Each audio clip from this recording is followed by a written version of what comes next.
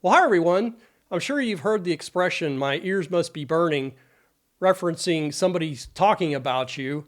And I had that feeling earlier today, and it turns out that the governor of Rhode Island, Dan McKee, and Rhode Island DOT director Peter Alviti had a press conference, apparently trying to tout that the eastbound bridge is safe. Nobody said it was unsafe, to my knowledge. I certainly haven't said that. But they spouted some nonsense here, in my opinion, unfortunately, and I'm going to have to break it down for you because they're taking shots at everybody who dares to raise questions about the integrity and the viability of having all this increased traffic on the eastbound bridge as a result of the closure of westbound Washington Bridge, I-195 over the Seekonk River. And they seem to have zero appetite to examine their own culpability that created this situation in the first place, where they had to have emergency closure of the westbound bridge in December of 2023. So I'm going to play several clips from this news conference. If you want to check out the full 45-minute news conference for yourself, I'll put a link in the description. WJAR posted it on their website. So let's jump into this. So I'm going to start out with Director Alviti describing the results of the November 2024 inspection. They're inspecting the eastbound bridge every 6 months now. The substructure is in fair condition, again, as it has been since the bridge was built in 2008. These recent bridge inspection reports showed that since 2008, the condition of the substructure and the superstructure has not changed. Hasn't changed at all. But let's look at whether that's true. Well, as many of you know from my previous videos, I submitted a public records request to Rhode Island DOT, and I have obtained all their previous inspection reports for this bridge. The most recent report, November 2024, they've posted in partial form on the Rhode Island DOT website. But in 2009, this was the first inspection that I was provided following the rebuild or reconstruction of the eastbound bridge, Bridge 200, in 2008. And the overall bridge condition is good. And if you go to the substructure condition, it's also rated as good, number 7. But if we go on to 2017, the overall condition rating is fair, and the substructure rating is 6, which is satisfactory. It's a step below good. So that's clearly an indication of Director Alviti being incorrect in his statement that the substructure rating hasn't changed since this bridge was rebuilt. And when I say rebuilt, they used the existing foundations for much of the new pier and rebuilt everything else, columns, all the superstructure, all that was built new and completed in 2008. And we can see in the 2024 reports, April and then November, the bridge is still with an overall rating of fair condition and the substructure condition still 6 at satisfactory. Let's play this next segment. Might ask, why was the substructure in fair condition when the bridge was built? Well, the rating for, first of all, the rating for the entire bridge remains fair, because the overall rating of any bridge is determined by the structural element with the lowest rating, in this case, the substructure. Well, again, that's clearly incorrect based on their own inspection reports that they've made available. The bridge was originally built and designed to be built on its original footings, the ones that pre-existed the new bridge or the newer bridge. And those were rated in fair condition and remain fair. Now, bridges are often built on pre-existing pilings, as this one was. Okay, I'll interject here. That's actually not true. Most bridges in the United States are built on new foundations, but the previous eastbound bridge was constructed in the 1930s. So the pier and the piling supporting the rebuilt bridge in 2008 was constructed nearly 80 years before. Engineers who designed that bridge determined at that time that the footings would remain in fair condition with a new bridge. Well, that seems reasonable, but how does that explain why in 2009 the bridge inspection report rated the substructure condition as satisfactory? They reused the pile-supported piers for most of the pier. They installed a drilled shaft to support a single column for the new construction completed in 2008. Okay, so the eastbound bridge that was reconstruction that was completed in 2008 was supposed to have a design life of 75 years. So that would put the use of the existing foundations for the piers for the eastbound bridge at over 160 years in age if it reaches its full design life of 75 years. Okay, now we're going to get into the load rating situation, because in the spring of 2024, Rhode Island DOT decided that they were going to move all the westbound traffic and maintain the eastbound traffic among a total of 6 lanes with a dividing concrete barrier along the full length of the eastbound bridge.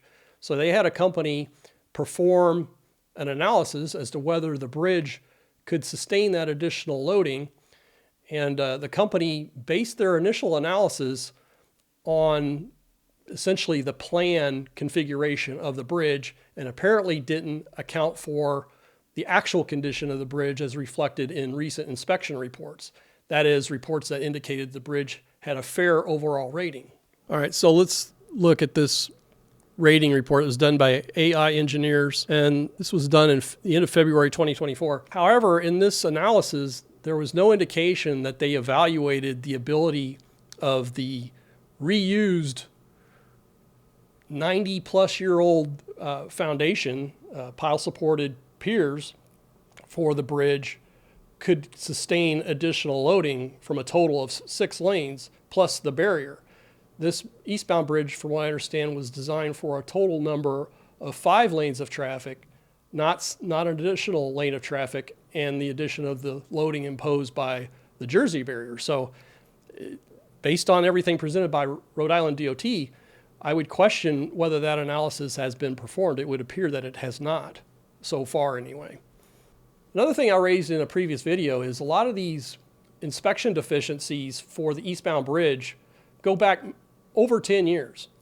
And I questioned previously in my videos why these maintenance and repair issues had not been addressed. And it looks like now, finally, Rhode Island DOT is starting to address these issues. My question is, why does it apparently take somebody like me and others raising questions about the condition of the bridge and the way they've evaluated the bridge to sustain this additional traffic to get them to actually do something such as what they're talking about here, compiling a list of maintenance items and actually executing repair work? We asked our maintenance division to compile a list of the deficiencies that show up in the April and the November reports, and to put a plan in place to correct them. So far, they've done many of the items in these reports. They've cleaned scuppers and drains. They've tightened bolts and nuts where called for. They've cleaned the expansion joints. They've done some deck rehab work. Okay, so these are some of the deficiencies that we're talking about. Clogged scupper drains. These drains are to take water from the surface of the bridge deck and discharge it away from the bridge. And if you have a clogged scupper, then the water has to find another way to exit the bridge, which is cracks within the bridge, joints, and that sort of thing, which in most cases promotes a lot of unintended corrosion, which is very problematic. And I think this was a contributing factor to the severely degraded condition of the westbound bridge, because there were similar situations with the westbound bridge where they were not maintaining the cleanliness of these drains. And we have things like broken connecting bolts, cracks in the pier. Rhode Island DOT just comes across as really defensive in this press conference here today. They won't even state an estimated timeline for the completion of the replacement bridge for westbound Washington Bridge, which I don't understand. They could put a range that, this is the earliest it could possibly be, and this is the latest that we would ever allow it to be. They're in control of this situation, although they're heavily reliant on what I consider top tier contractors competing for this work, the design build contract, American Bridge and Walsh. But again, who's driving the train? It should be Rhode Island DOT. And they are unwilling to hazard a completion date estimate because they got burned on trying to initially issue the request for proposal for the design build replacement bridge project. And the contractual terms were so unrealistic that they didn't get any bids. And that misstep by Rhode Island DOT, in my opinion, I think it was a misstep, has resulted in well over a year delay on the start of the replacement work for this bridge. And another misstep that I think Rhode Island DOT made was planning to reuse these existing foundations for the westbound bridge that were, based on my understanding, installed in the late 1960s. And of course, they're not doing that now, and they've had to modify the demolition contract to include demolition of the existing piers and cut off the piling a few feet below mudline on the westbound bridge before it can be rebuilt. On the westbound bridge, House Speaker Shikarchi gave an estimate on another media program estimating that the westbound bridge could be built by 2028. Do you agree with that? I'm not going to comment on the speculation of anyone else. You know, McKee here is currently governor, obviously. I don't know whether he's running for re-election. I think that's a couple years off. But if he does, I think the election in all likelihood is going to be a referendum on the handling of the replacement for the westbound Washington Bridge, among other things.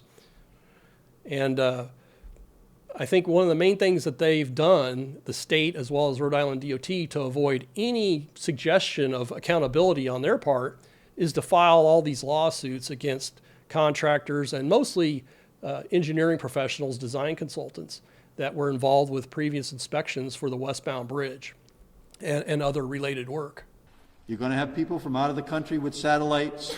You're going to have other engineers who aren't even bridge engineers, tell you differently. I want to just tell the people in the state of Rhode Island, we've done the work, the bridge is safe, and that's the bottom line. Well, I don't want to just assume that that's about me, but you could reasonably infer that it was, because I've done previous videos that incorporated satellite technology analysis that was done by Value Space. And again, I've merely raised questions. At no point have I stated that I think the eastbound bridge is unsafe. I've never said that. I've raised, I think, legitimate questions about what's being done for inspections, implementing corrective actions for any deficiencies that were identified in previous inspections for this bridge, and other related questions. So apparently they can't brook any questioning of what they've done and why they've done it. And so that's going to be up to the people of Rhode Island to decide how they view such a position. And because we don't want the public to associate what has happened on the west side being on the east side, right? So the east side bridge is coming down, and we put in the provisions. Again, I can say here confidently, because of this belt and suspenders that have put in, and other people may disagree that have no knowledge on this issue, that we are going above and beyond, because that's the nature of the issue right now, and that's the reason why I made sure that these belt and suspenders are being put in so people know that they're traveling over a bridge that is safe. Well, again, most of the information that's been out there about the situation with both the eastbound and westbound bridges for Washington Bridge has come from Rhode Island DOT themselves. And that's been problematic, as I'll explain here again in a minute. Why are you so confident? You say a little angry today in this press conference, saying, we know the east side of the bridge is safe, but we have the same information over 20 years. The bridge is safe, the bridge is safe, we had to fix the eastbound in 2000. I'll answer it this way. I initiated a lawsuit against contractors that I believe should be held responsible. That's a lot different than past 20 years. What we're doing today is we're directing DOT to make sure that we can answer your questions, which we have, and we have a backup to virtually every question that people out of the country with satellites and out of state, that are giving information, that is giving the wrong information to the people that travel over that bridge. Okay, I haven't given out any information aside from stating what information they've provided in my view of it. And apparently they can't handle that. And I've actually invited Director Alviti to participate in a podcast. They're just seriously misguided here, in my opinion. So look at all the people that they're suing here. I mean, they're suing mostly design consultants. And I don't think Rhode Island DOT and the state of Rhode Island is going to be able to sue their way to a replacement bridge. This is, in my view, a complete distraction for political purposes, because anytime somebody tries to assert any type of transparency or accountability on behalf of Rhode Island DOT and state government, they can simply say, as they've said in numerous occasions, that, hey, we can't talk about it because there's a lawsuit. Well, that's rather convenient, in my opinion. Again, I've stated this in previous videos, but out of the most recent bridge inspection manual that's been published by Rhode Island DOT, their program manager with RiDOT is ultimately responsible for the results of these inspections. It says right here, 2.1.3, which is on page 35 of their bridge inspection report, the statewide program manager is assigned the duties and responsibilities for bridge inspection, reporting, and inventory. These duties and responsibilities may then be delegated by the statewide program manager to project managers, consultants, and team leaders within the state. Although the statewide program manager may choose to delegate some or all functions to other bridge inspection personnel, the statewide program manager retains all responsibility for bridge inspection operations for which he or she was assigned. I mean, how can they even try and pass the buck with language like that? And by the way, I'm going to play this next segment where Governor McKee seems to suggest that they just do what they're told by consultants, which I don't think that's very likely, but you can make up your own mind about that. But my action said, we're going to hold the people accountable that told us to repair a bridge that was not repairable. And as soon as I learned that on March 14th, we made the announcement that the bridge is coming down and we're going to rebuild a new bridge.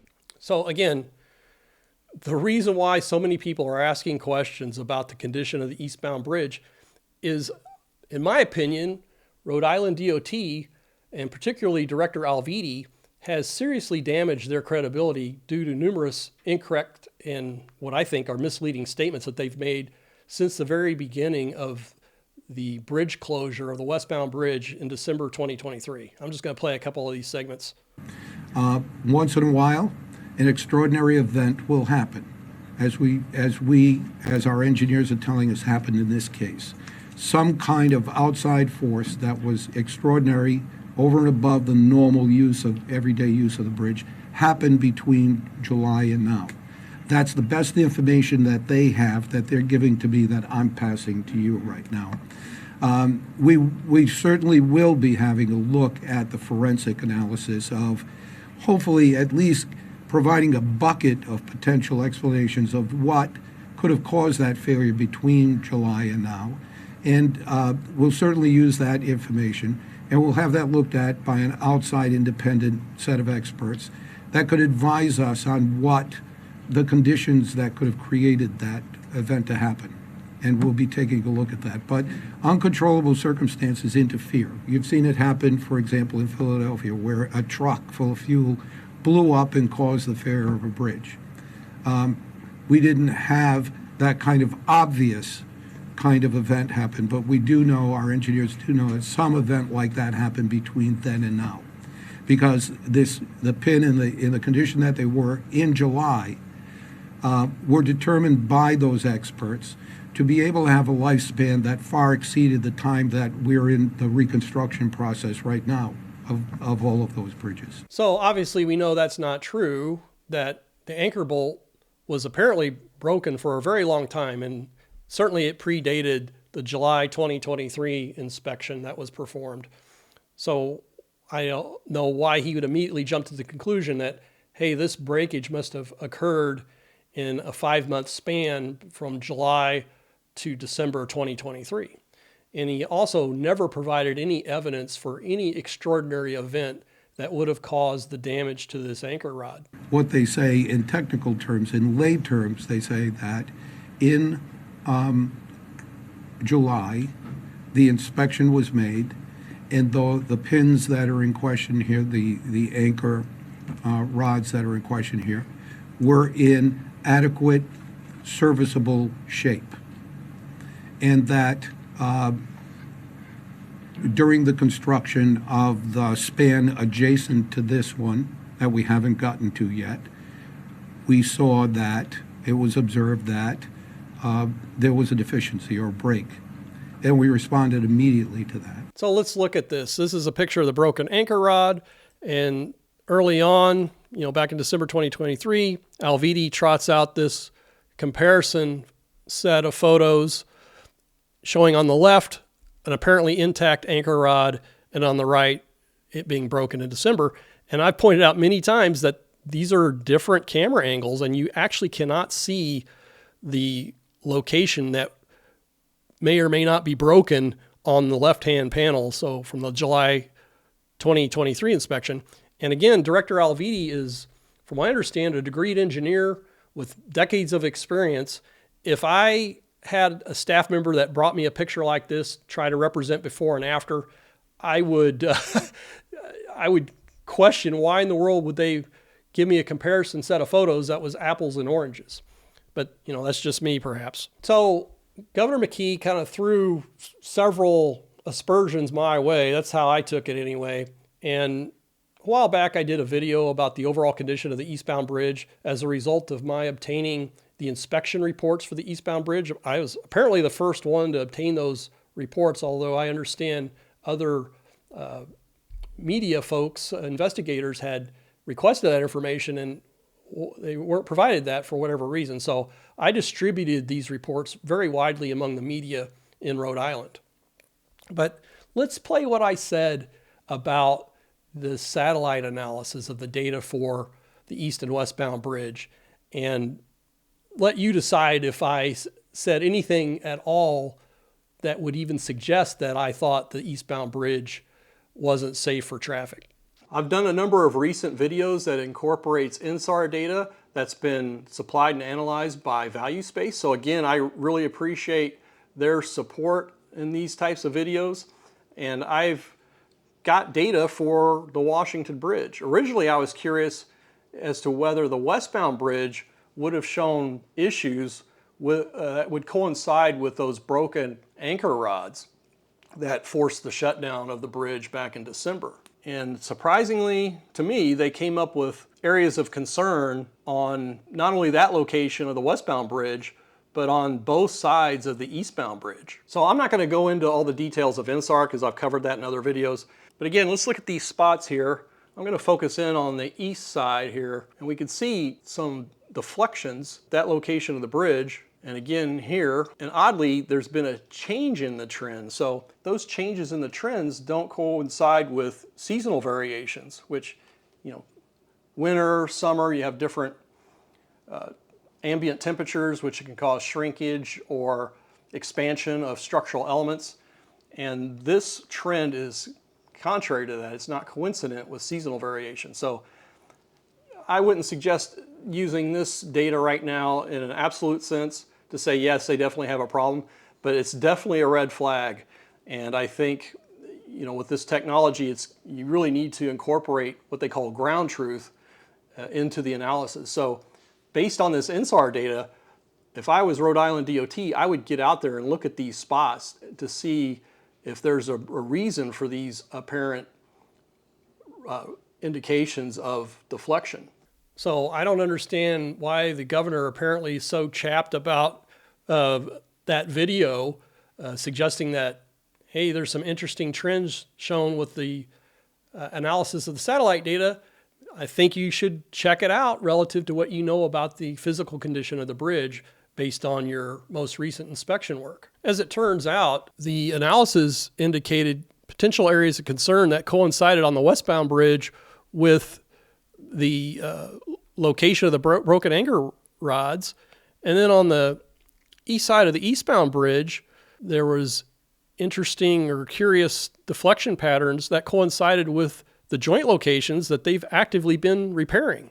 So again, that's rather interesting, and I think it bears further analysis rather than just dismissing people who may raise such questions that aren't in Rhode Island as, in essence, being crackpots. You're going to have people from out of the country with satellites. You're going to have other engineers who aren't even bridge engineers, tell you differently. I want to just tell the people in the state of Rhode Island, we've done the work, the bridge is safe, and that's the bottom line. He's apparently suggesting I'm not a bridge engineer. I've worked as an engineer on construction phase testing of bridge foundations for over 25 years. I wonder if he considers Director Alviti to be a bridge engineer, or if he's suggesting that you have to be a bridge designer in order to raise any potential concerns about a bridge, that somehow the public can't read inspection reports and ask reasonable questions, including those presented by the media.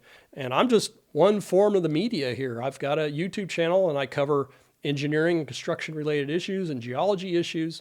I think it's fair to raise these questions, and you have to really marvel at the sensitivity, apparently, of Rhode Island DOT and Rhode Island state government when anybody raises what I think reasonable questions in light of their lack of candor and inaccurate statements going back to the very beginning of the closure of the westbound bridge, in my opinion. And talking about apparent lack of transparency, I submitted a request to Rhode Island DOT through public records to please provide a detailed cost breakdown for the approximately $500,000 repair cost total that was estimated for the repair of joints associated with the approach slab for the eastbound Washington Bridge, Bridge 200.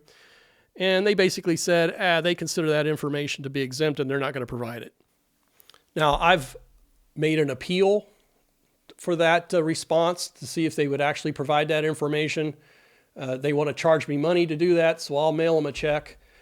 But let me know what you all think about this. I think it's rather interesting that a state governor and a director of a DOT would go out of their way to try and discredit what they consider to be critics of how they've performed relative to these bridge projects, and the Washington Bridges in particular, rather than being transparent, being open, suggest whether there was any thing on their part that they could have done better, providing any clarity about what they're likely to change going forward to improve their performance. But no, they're taking a different approach here. So I really appreciate everyone's support of this channel. I have channel members, and those of you who provide super thanks. That's a great way to support the channel in either case. I've opened up Buy Me a Coffee. That's another great way to support the channel. So please check that out. There's a link in the description if you're so inclined. Thanks very much, everyone, and please stay tuned for future videos.